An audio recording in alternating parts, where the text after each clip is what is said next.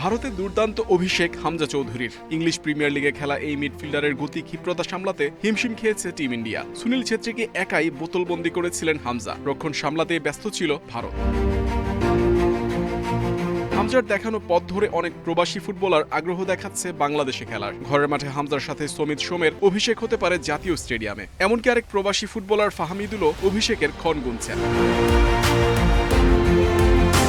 10 June Singapore ম্যাচের আগে 5 তারিখ প্রীতি ম্যাচ খেলবে বাংলাদেশ। এর আগে ফুটবলারদের নিয়ে জাতীয় দলের প্রস্তুতি ক্যাম্প শুরুর কথা 31 মে, যেখানে যোগ দিতে 1 কিংবা 2 জুন দেশে ফিরবেন হামজা। আর সমিত আসবেন তার 3-4 দিন পর।